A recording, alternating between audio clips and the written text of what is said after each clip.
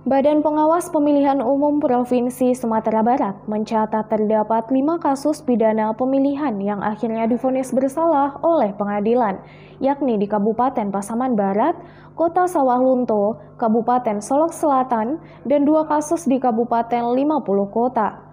Hal ini diungkapkan Ketua Bawaslu Sumatera Barat Surya Evi Trimen usai melaksanakan rapat pelaksanaan evaluasi pemilihan gubernur dan wakil gubernur pada pemilihan 2020 di Kota Payakumbuh akhir pekan kemarin.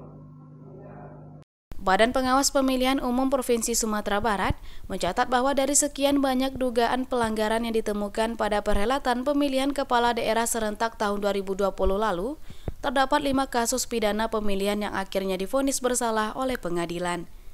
5 kasus pidana pemilihan yang divonis bersalah tersebut terjadi di Kabupaten Pasaman Barat, Kota Sawah Lunto, Kabupaten Solok Selatan, dan 2 kasus di Kabupaten 50 Kota. Selain itu, pelanggaran yang masih mencolok terjadi pada Pilkada 2020 lalu asalah dugaan netralitas ASN yang paling banyak terjadi di Pasaman Barat, Padang Pariaman, dan Sijunjung. Hal ini diungkapkan Ketua Bawaslu Sumatera Barat Surya Evi Trimen usai melaksanakan rapat pelaksanaan evaluasi pemilihan gubernur dan wakil gubernur pada pemilihan 2020 di Kota Payakumbuh akhir pekan kemarin. Kegiatan rapat evaluasi ini dilakukan untuk meningkatkan fungsi pengawasan pada pemilihan di masa yang akan datang.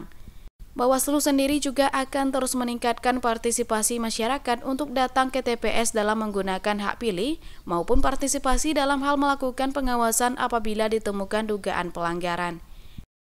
Sebenarnya sudah bisa kita jadikan pedoman referensi dalam Pilkada 2020 ini karena di dalam masa pandemi ini kita sebelumnya kan tidak juga punya referensi.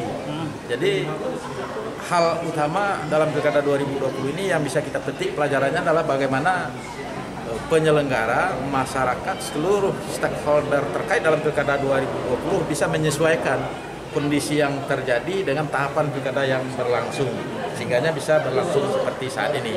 Tapi mungkin kalau ada kekurangan, tentu harus ada perbaikan. Misalnya apa? Bagaimana partisipasi bisa lebih tinggi lagi, partisipasi selain datang ke TPS, partisipasi untuk ikut mengawasi termasuk melaporkan juga tentu perlu kita tingkatkan. Sehingga pilkada yang luber dan jurdil serta demokratis itu memang betul-betul bisa diwujudkan.